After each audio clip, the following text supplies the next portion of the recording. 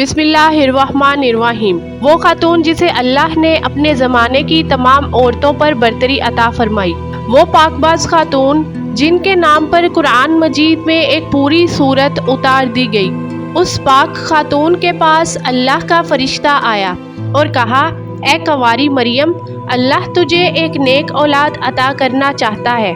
خاتون نے کہا، یہ کیسے ممکن ہے جبکہ مجھے کسی مرد نے چھوا تک نہیں۔ فرشتے نے کہا، ایسا کرنا تیرے رب کے لیے بہت آسان ہے۔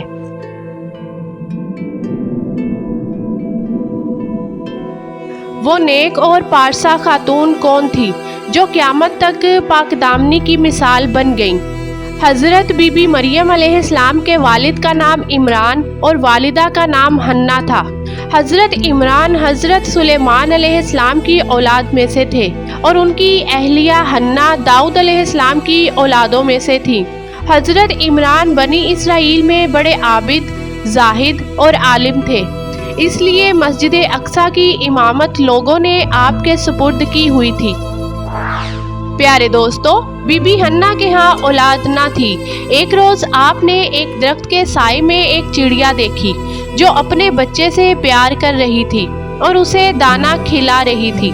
یہ منظر دیکھ کر آپ کا دل بھر آیا اور آپ نے بارگاہ الہی میں اولاد کے لیے دعا کی اور منت مانی کہ اپنی اولاد کو بیت المقدس کی خدمت کے لیے نظر کر دیں گی۔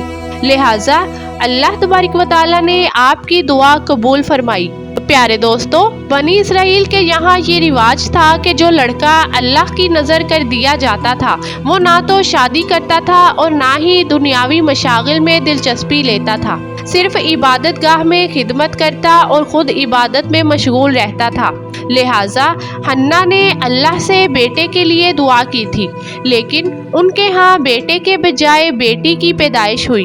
چنانچہ جب بیٹے کی جگہ بیٹی پیدا ہوئی تو ماں کو یہ فکر ہو گئی کہ اس کی نظر قبول نہیں ہوگی، کیونکہ دستور کے مطابق لڑکی نظر کرنے کی ممانعت تھی۔ اسی کشمکش میں اللہ سے یہ دعا کی کہ اے رب، میں نے تو لڑکے کی درخواست کی تھی، لیکن جو اللہ کی ذات بابرکت کا علم ہے وہاں تک انسانی سوچ کیسے پہنچ سکتی ہے؟ اللہ نے جس لڑکی کو پیدا فرمایا تھا اسے دراصل مقدس ماں بنانا مقصود تھا، جس میں سے ایک عظیم الشان مبارک و مسعود بیٹے نے پیدا ہونا تھا جو پیدائشی نبی تھا۔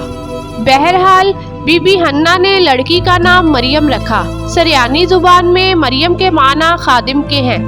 چونکہ آپ مسجد اقصی کی خدمت کے لیے وقف کر دی گئی تھی، اسی لیے یہ نام موضوع سمجھا گیا۔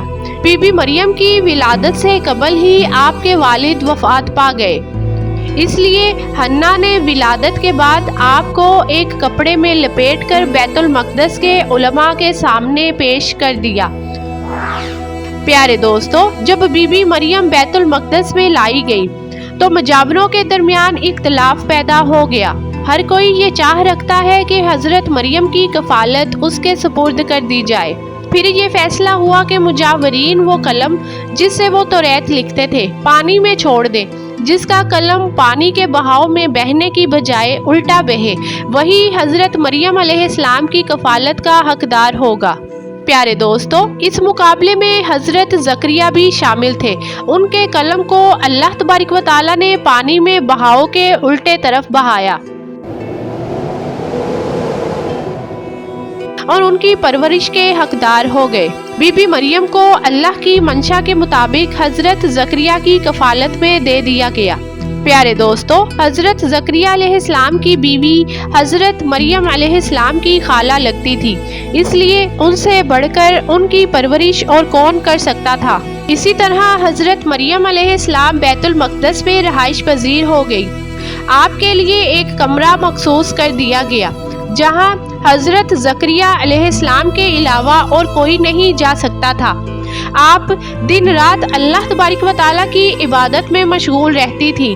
جب بھی حضرت زکریا آپ کے پاس آتے تو وہ حیران ہوتے، کیونکہ آپ کے پاس بے موسمی پھل موجود ہوتے تھے۔ حضرت زکریا علیہ السلام کی حیرت بجا تھی۔ تبھی حضرت مریم علیہ السلام سے پوچھا کہ یہ پھل کہاں سے آتے ہیں؟ حضرت مریم علیہ السلام پرسکون ہو کر فرماتی ہیں کہ اللہ کے پاس سے۔ तभी हज़रत ज़करिया अलैहिस्सलाम ने अल्लाह से वारिस के लिए दुआ फरमाई। आपकी बीवी के भांज होने के बावजूद मोजज़ा खुदाबंदी से आपके यहाँ हज़रत याहया अलैहिस्सलाम की विलादत हुई। प्यारे दोस्तों, बीबी मरियम अलैहिस्सलाम की अज़मत और फजीलत को रब करीम ने कुरान मजीद में बार बार फरमाया है और अपनी मोमिना बंदी की पाकीज़गी और पाकदामनी का ऐलान किया है। जैसा कि सूरत अल इमरान में इरशाद हुआ, और जब फरिश्तों ने कहा, ए मरियम, बेशक अल्लाह ने चुन लिया है तुम्हें और खूब पाक कर दिया है और पसंद किया है तुम्हें सारे जहान की औरतों से। ए मरियम, खुलूस से इबादत करती रहो अपने रब की और सजदा और रुकू करने वालों के साथ। बीबी मरियम अलैहिस्सलाम जिस मकसद के लिए चुनी गई थी वो अभी बाकी था। आप दिन रात अल्लाह की इबादत और रियाजत में मशगूल रहती थी।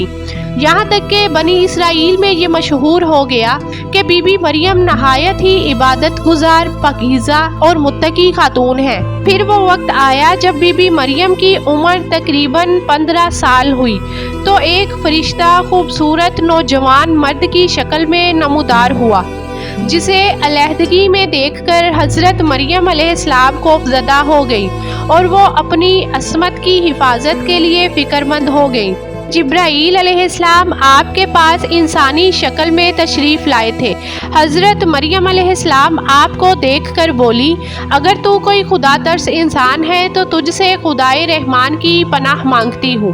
जिब्राईल अलैहिस्सलाम आपको तसल्ली देते हुए और पैगामे इलाही से बाखबर करते हुए फरमाते हैं, मैं तो तेरे रब का फ़र्ज़दादा हूँ और इसलिए भेजा गया हूँ कि तुझे एक पाकीज़ा लड़का दूँ। बीबी मरियम अलैहिस्सलाम हैरान होकर फरमाती हैं, मेरे यहाँ लड़का कैसे होगा जबकि मुझे किसी आदमी ने छुआ तक नहीं और ना ही मैं कोई बदकार औरत हूँ। जिब्राईल अलैहिस्सलाम ने कहा, ऐसा नहीं होगा। तेरा रब फरमाता है कि ऐसा करना मेरे लिए बहुत आसान है और हम ऐसा इसलिए करेंगे कि इस लड़के को लोगों के लिए एक निशानी बनाएंगे और अपनी तरफ से एक रहमत, और ये काम होकर रहना है। हज़रत जिब्राईल अलैहिस्सलाम ने बीबी मरियम अलैहिस्सलाम के गिरेबान में फूंक मार दी, जिससे आपका हमल ठहर गया। जब बीबी मरियम अलैहिस्सलाम हामिला हुई तो ये खबर बनी इसराइल में आम हो गई कि हज़रत मरियम अलैहिस्सलाम हामिला हो गई हैं। इस पर बहुत से लोगों ने ज़करिया अलैहिस्सलाम के घर आना जाना बंद कर दिया और आप पर इल्ज़ामों बहतान लगाने लगे। हज़रत मरियम अलैहिस्सलाम बैतुल मक़दस से निकल गई और दूर एक मुकाम पर जाकर ठहरी। प्यारे दोस्तों, इस बारे में एक किस्सा कई बुजुर्गों ने जिक्र किया है कि जब आपका हमल जाहिर हुआ तो सबसे पहले बनी इसराइल के आबिद और जाहिद शख्स वहाब बिन मुनव्वा, जो आपके खालाजाद भाई थे, इंतहाई ताज्जुब में पूछा कि ए मरियम, क्या बीज के बगैर खेती उग सकती है? फरमाया, जी हाँ, बताओ किसने पहली मर्तबा खेती को पैदा किया? फिर पूछा कि क्या बग़ैर मर्द के औलाद हो सकती है? फरमाया कि जी हाँ, अल्लाह ने हज़रत आदम अलैहिस्सलाम को बग़ैर माँ बाप के पैदा फरमाया। फिर कहा कि अच्छा, अपनी खबर दो। हज़रत मरियम अलैहिस्सलाम ने फरमाया कि अल्लाह ने मुझे खुशखबरी दी है कि अपनी तरफ से एक निशानी है जिसका नाम मसीह ईसा बिन मरियम होगा। दुनिया और आखिरत में साहिबे मर्तबा होगा और लोगों से बचपन और बुढ़ापे में कलाम करेगा। मरियम अलैहिस्सलाम जिस दरख्त के पास बैठी थी वो एक खुश्क सूखा हुआ दरख्त था।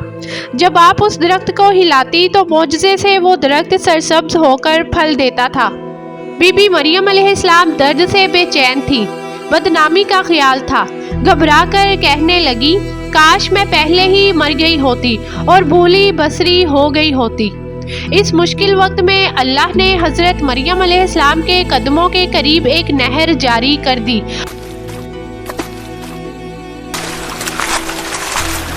और निदा आई कि पानी पियो और खजूर खाओ ताकि जिस्म को तक़वियत पहुँचे, फिर अपनी औलाद को देखकर आंखों को ठंडक पहुँचाओ।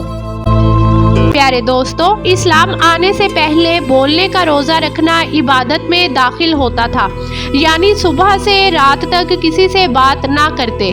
बाद में ये हुक्म मनसूख हो गया, लिहाजा हज़रत मरियम अलैहिस्सलाम की परेशानी दूर करने के लिए कहा गया था कि तुमसे कोई शख्स इस बच्चे के बारे में पूछे तो इशारे से कह देना कि मैंने चुप का रोज़ा रखा है। जब हज़रत मरियम अलैहिस्सलाम को कुछ तसल्ली हुई और हज़रत ईसा अलैहिस्सलाम पैदा हुए, फिर आप अपने बेटे को कौम के पास ले आईं। कौम के लोग आपकी गोद में बच्चा देखकर गज़बनाक हो गए और आपकी इबादत गुजार और पाकीज़ा ख़ानदान का हवाला देते हुए आपसे बदगुमान हुए और इल्ज़ाम लगाना शुरू कर दिया। जब हालात बहुत ज़्यादा तंग हो गए और सोच समझ के दरवाजे भी बंद हो गए, सिर्फ तवक्कुल का दारोमदार अल्लाह की ज़ात ही रह गई थी, तब हज़रत मरियम अलैहिस्सलाम ने बच्चे की तरफ इशारा करते हुए कहा कि इस बच्चे से बात कर लो, तुम्हारे सारे सवालों के जवाब ये बच्चा देगा। सरकश लोगों ने कहा कि भला ये दूध पीता बच्चा हमारे सवालों के जवाब कैसे देगा, हम क्यों करें इससे गुफ्तगू।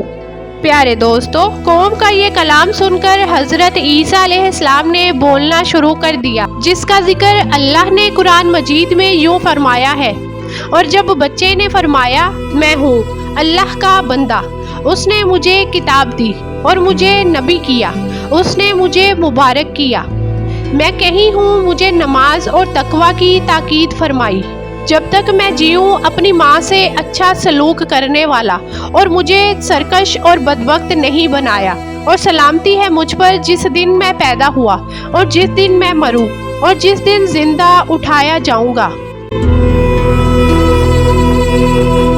इसके बाद हज़रत मरियम अलैहिस्सलाम हज़रत ईसा अलैहिस्सलाम को लेकर मिस्र चली गई। जब हज़रत ईसा अलैहिस्सलाम की उम्र मुबारक 13 बरस हुई तो बैतुल मक़दस वापस आ गई।